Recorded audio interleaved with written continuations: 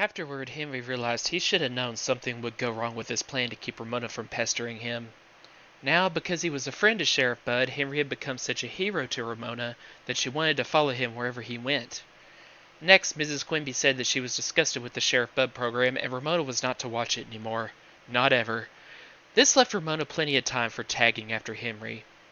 The worst part of it was there was nothing Henry could do about Ramona's tagging along, because she behaved herself. She stood quietly on Mr. Capper's driveway while Henry folded his papers. Henry began to wish she would pester him so he could yell at her to go away. Fortunately, none of the other paper carriers thought much about her, because many small children in the neighborhood admired the big boys who delivered the papers. Henry was always glad to spring on his bicycle and ride away from her. If he had delivered his papers on foot, she would have tagged after him. Then one day at school, Beezus said, "Henry, I don't think you're going to like what Ramona is going to get for Christmas." "What is she getting?" asked Henry. Beezus looked worried. "I'm not supposed to tell, I just thought I'd better warn you is all." Henry did not know what to make of this message. He did not see how a doll or whatever it was that a girl in kindergarten was going to get for Christmas could bother him. As for himself, he hoped he would get a sleeping bag, because he had not saved his paper route money as fast as he had expected. He had spent quite a bit on nails and a padlock for the clubhouse, and when he counted the money he had collected for his paper route, he found he was short a couple of dollars, and realized he must have made some mistakes in giving change. This cut into his profits, and after he had done his Christmas shopping, he was still several dollars short of his sleeping bag. Henry was not disappointed on Christmas morning when he opened a big package and found, not a sleeping bag, but a microscope. He could have a lot of fun with a microscope. It was so cold his mother would not let him sleep outdoors anyway, and next month he would have enough money to buy the sleeping bag. It was not until Christmas afternoon, when Henry was folding his papers, that Henry found out what Beezus meant. He looked up and saw Ramona standing there on the driveway in her snowsuit. Henry dropped the paper he was folding when he saw that over her shoulders she was wearing a cloth bag, a small copy of the one journal carriers wore. It even had "Read the Journal" embroidered on it in red yarn. Embroidered! It was terrible!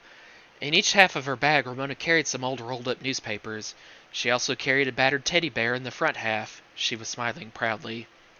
Naturally, the other carriers practically laughed themselves sick at the sight of Henry's admirer. Red with embarrassment, Henry tried to pretend he did not see Ramona. He bent over and folded papers as fast as he could so he could get out of there. "Henry, see what Santa Claus brought me," said Ramona, ignoring the laughter. "Now I can be a paper boy like you." The other boys whooped. "Why don't you go home?" Henry asked crossly. "I want to watch," said Ramona politely. Henry could see that in spite of the boys' laughter, Ramona was proud of her very own journal bag, and there was nothing he could do about it, because she had kept her promise to Sheriff Bud and was being good. Henry could see that another of his good ideas had turned out wrong. Even when Ramona was good, she was still a problem. Then Beezus, wearing a brand new Christmas car coat with a hood, came hurrying up the driveway. "Come on home, Ramona," she said, then turned to Henry. "I tried to warn you. A journal bag was the only thing she wanted for Christmas, and so Mother had to make her one. She had a terrible time. She couldn't find a pattern." Henry slung his bag of journals over his shoulders. "Thanks anyway," he said ruefully, as he threw his leg over his bicycle and rode away from Ramona and the laughter of the other boys. The next morning when Henry woke up, he discovered that snow was beginning to fall. A few light flakes at first, and then more and larger flakes. What luck! Snow during Christmas vacation. He looked out of his bedroom window and saw that there was already an inch of snow on the roof of the clubhouse. After breakfast, Henry dragged his flexible flyer out of the basement to have it ready, in case there was enough snow for coasting. All morning snow fell. By noon it was easy to roll up a snowman. The police blocked off a hill not far from Henry's house, and all the boys and girls went coasting. Henry slid so much and got into so many snow fights he had to go home and put his clothes through his mother's clothes dryer before he could go out again. Cars that did not have snow tires slipped on the icy pavement and skidded into the curbs.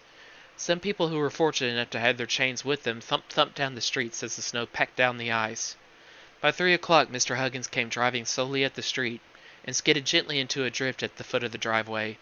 He said the stores downtown were closed and many people could not get across the bridges because the streets were blocked by skidding cars. Mrs. Huggins looked into the refrigerator and the cupboards to see how much food she had on hand, because she could not go to the market and there was no telling when the milkman could get through. The whole city was in a wonderful state of confusion, and Henry enjoyed every minute of it. He hoped it would be days, even weeks before the snow thawed. Then the mailman, a muffler tied over his ears with his hat on top of that, came puffing up the steps hours late. The sight of him reminded Henry that he too had work to do, and it was not going to be easy in this weather. Snow or no snow, the journal had to be delivered. Henry dried his woolen gloves in the dryer for the third time that day before he started out, this time on foot. At Mr. Kepper's garage, he had a long cold wait before the truck that brought the papers was able to get through. "Foot of Snow Blanket City" was the headline that day. In spite of the cold, Ramona also waited in her snowsuit with her little journal bag over her shoulders. She kept busy by making a snowman on the driveway. "Fadada, fadada, fadada," she said to herself as she worked. When the snowman was finished, she tried her journal bag on it. Henry hoped she would leave it there, but she did not. She put it over her own shoulders again. When Henry had managed to fold his papers with fingers numbed by the cold, he discovered that this time Ramona could tag after him, because he had to cover his route on foot. And follow him through the snow she did, about 10 feet behind him, even though walking was not easy. In some places the snow had drifted, and others it was packed down into the ice. Henry walked as fast as he could, but Ramona struggled along after him. A man who was trying to shovel snow in front of his house grinned at Henry and said, "I see you have a little shadow." Henry was mighty glad to see Beezus clumping through the snow in her boots. "Come on home, Ramona," she coaxed. "It's getting colder." "No," said Ramona. "I want to go with Henry." She trudged along in her boots, and there was nothing for Beezus to do but follow along and keep an eye on her. Henry threw the first paper, which landed with a plop in the snow that drifted onto his customer's front steps. Softly, a few flakes of snow fell on the paper. "This isn't going to work," thought Henry. "The papers would get buried on this side of the street where the snow was drifting. Nobody would be able to find them." He struggled up the front walk, his heavy journal bag banging against his legs, and picked the paper out of the drift. Then he rang the doorbell and handed the paper to his customer, who thanked him and said with a smile, "I see you have a little shadow." "Yeah," said Henry, without enthusiasm. Henry soon saw that it was too much work to wade through drifts with his journal bag thumping against his legs. "Beezus, do me a favor, will you?" he asked. "Go get my sled for me." "It will take quite a while if I have to take Ramona with me," said Beezus. "I could go faster without her." Henry realized that this was true. Ramona's legs were short and the snow was almost to the top of her boots. He did need that sled, though. "Okay, she can tag along with me," he said, knowing that she would, whether he wanted her to or not. Silently, Ramona floundered along after him, and Henry grudgingly admitted to himself that she was not pestering him. She had a perfect right to be on the sidewalk, didn't she? If only she were not wearing that ridiculous journal bag, and if only everyone he met would not say, "I see you have a little shadow." At one point, Ramona said companionably, "There is an easy house number, 1001. She was proud of her new ability to read numbers. Henry did not answer her. It was not long until Beezus came, dragging Henry's sled behind her. He was mighty glad to lift the papers from his shoulders and set them on the sled. "Come on, Ramona," coaxed Beezus. "You can be a paper boy some other day." "No, I can't," said Ramona in a small voice. "Henry always rides his bicycle, and I can't keep up with him."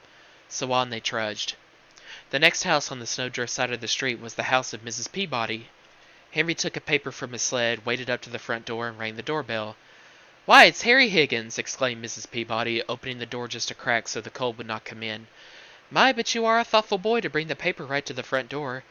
"His name isn't Harry Higgins," Ramona shouted. "His name is Henry Huggins."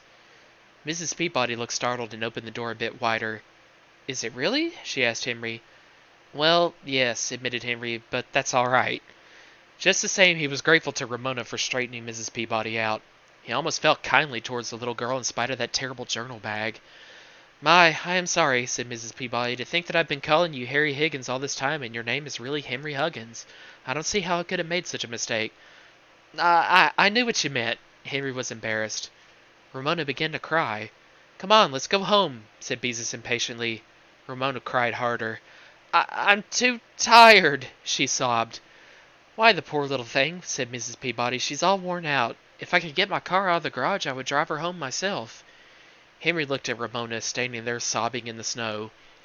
Her face was red with cold and blotched with tears. With her boots buried in the snow, she looked even smaller than she really was. She rubbed her eyes with her cold, soggy mitten, and sniffed pitifully.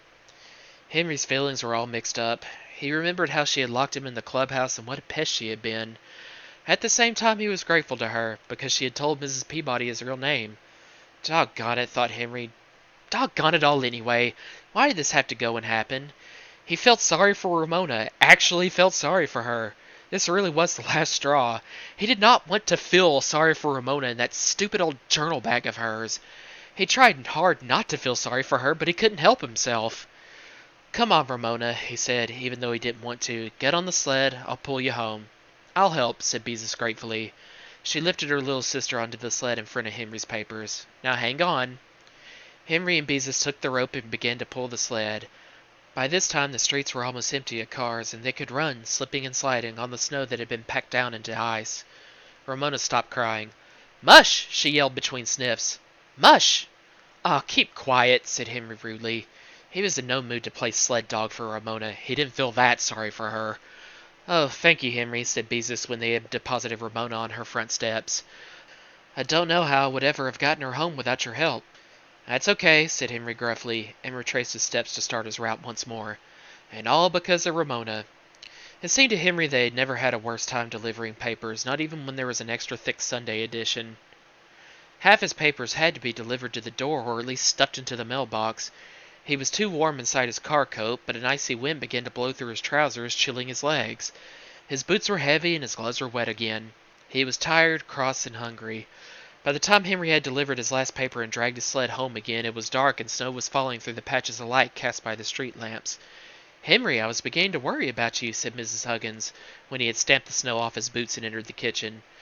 "It takes longer to deliver papers in the snow," Mr. Huggins pointed out. "It sure does, Dad," agreed Henry. "It sure does." And he thought, especially when someone like Ramona lives on the route. The next day the snow had stopped and the sun shone on a sparkling world. The city began to recover. Snowplows cleared the main streets, and by late afternoon most of Henry's neighbors had shoveled their walks. Henry was rested, but so was Ramona. So as soon as he started his paper out, there she was again, wearing her little journal bag. Henry wished all the snow was cleared away so he could ride his bicycle again. Ramona, still very good, tagged along, and all the people who were now shoveling their driveways stopped working and smiled and said, "I see you have a little shadow." There was nothing Henry could do about it. A line of the poem he had once had to speak in schools kept running through his head. "I have a little shadow that goes in and out with me, and what can be the use of him is more than I can see." Boy, whoever wrote that poem knew what he was talking about. The third day, just enough snow had fallen to freeze on the cleared sidewalks and make them too slippery for Henry to ride his bicycle. Because delivering papers was still difficult, Henry and the other boys gathered early to fold and count the papers. Henry was almost ready to start his route when Mr. Capper came around to check on the boys. He grinned at Henry. "Well, Henry," he said, "I see you got your name in the paper." "Who, me?" asked Henry in surprise. "Yep, Henry Huggins," said Mr. Capper, opening a paper, "right here on the editorial page." Henry could understand what Mr. Capper was talking about. What would his name be doing on the editorial page or any place else in the paper? Must be some other Henry Huggins. Mr. Capper began to read. "Dear Editor," Henry understood that much. Someone had written a letter to the newspaper. "Dear Editor," Mr. Capper read, "I wish to call attention to the fine work a boy named Henry Huggins is doing delivering the journal in our neighborhood." "Hey, that's me!" exclaimed Henry. "Told you," said Mr. Capper, and continued reading for all the boys to hear. "Henry is always prompt and courteous, but it was yesterday during the heavy snowfall that I was particularly impressed with his work. Delivering papers that day was not easy, but Henry went out of his way to ring my doorbell and hand me my papers so they would not get buried in a snowdrift. Not only that, he took time out from his route to give a little girl who was cold and tired a ride home on his sled. The journal should be proud of this fine young citizen. Sincerely yours, Bessie Peabody." At first Henry was speechless, and then he felt as if he were suddenly growing about 4 inches taller. All the other carriers looked at Henry with respect. "Boy, I wish somebody would write a letter like that about me," said Scooter. "I've been delivering papers 3 years and nobody ever wrote a letter about me," said Joe. "Me neither," said all the other boys. "And Henry is our youngest carrier," Mr. Capper reminded him. He gave Henry a friendly slap on the shoulder. "Keep up the good work, Henry. I'm proud of you." Henry felt himself grow another inch. Mr. Capper was proud of him. He had said so in front of all the other boys. On his way down the driveway, Henry passed Ramona with her little journal bag over her shoulders. She slipped on an icy spot and sat down hard. Before she could start to howl, Henry boosted her to her feet, because he suddenly realized that if it weren't for Ramona, Mrs. Peabody would have written a letter to the journal praising Harry Higgins, and Mr. Capper would have thought it was about a carrier in some other neighborhood. Henry knew he had a very close call. "Be careful and don't fall again," he cautioned Ramona. "You might get hurt." Then he started delivering papers, with Ramona following 10 feet behind him. Today, this did not bother him. Mr. Capper was proud of him, so he did not care who tagged along after him. Besides, he was too busy thinking about what his father would say when he read Mrs. Peabody's letter in the evening paper. Henry decided not to say anything to his father. He would let him discover the letter for himself. His father would be reading along, and all of a sudden he would see Henry's name in the paper. He would probably be so surprised he would just about jump out of his chair. That evening it seemed to Henry that his father would never get around to reading the paper. First he dawdled over his dessert and asked for a second cup of coffee. "Why are you so restless tonight?" Mr. Huggins asked Henry. "Me? I'm not restless," said Henry, wishing his father would hurry up and drink that coffee. "I'll carry your dishes out into the kitchen, Dad," Henry offered. Mr. Huggins looked surprised. He got up from the table and remarked, "Maybe I'll build a fire in the fireplace. It's such a cold night." "That's funny, Dad," said Henry. "I was just thinking it was awfully warm in here." Mr. Huggins turned on the television set. That was too much for Henry. He couldn't wait any longer. Say, Dad, did you read tonight's paper?" he asked. "I glanced at the headlines. Why?" "Well, I just wondered if you happened to read the editorial page," said Henry. "Not yet." Mr. Huggins looked curiously at his son. "Why are you so interested?" "I got my name in the paper." Henry could not keep the pride out of his voice. "On the editorial page?" Mr. Huggins sounded disbelieving as he reached for the evening paper. He folded it back to the editorial page. "There!" Henry pointed at the paper. "What is it?" asked Mrs. Huggins, coming in from the kitchen. She leaned over her husband's shoulder to read. "Why, Henry!" she exclaimed. "Wasn't that a nice thing for Mrs. Peabody to do for you?" "Henry, I am proud of you," said Mr. Huggins. "I don't care how much snow there is. I'm going right out to buy half a dozen papers so we can send copies of this to your relatives." "Gee, thanks, Dad," said Henry modestly. He waited a long time to hear his father say he was proud of him. "I'll admit that when you took on the route and then got mixed up in building a clubhouse, I didn't think you could handle it. But you've done a good job," said Mr. Huggins. Henry was pleased and at the same time a little embarrassed by this praise from his father. Mr. Huggins went to the hall closet and put on his overcoat and hat. "By the way," he remarked, "how much more money do you need for that sleeping bag?" "About $5, Henry admitted. Mr. Huggins took out his wallet, opened it, and handed Henry a $5 bill. "There you are. Tomorrow, go to the sporting goods store and buy that sleeping bag." "Thanks, Dad." Henry accepted the bill. "You mean I can sleep out in the clubhouse when there's snow?" Mrs. Huggins spoke up. "You may not. Do you think I want you catching your death of cold?" "But the sleeping bag is filled with down," Henry pointed out. "It's nice and warm." "I don't care," said Mrs. Huggins. "You can't sleep out until we have some warm, dry weather." "Okay, Mom." Henry was agreeable, because he had not really expected his mother to let him sleep outdoors in the snow anyway. He would have the sleeping bag, and that was what counted. That, and knowing his father and Mr. Capper were proud of him and realized he could handle a paper route. "Coming with me, Henry?" asked Mr. Huggins. "Sure, Dad." Henry pulled his coat out of the closet. Good old Mrs. Peabody, he thought to himself as he put on his cap and pulled the ear flaps down over his ears. I knew she would be the best customer on my route. He picked up the paper to admire his name in print once more, and as he looked at it he could not help thinking, good old Ramona.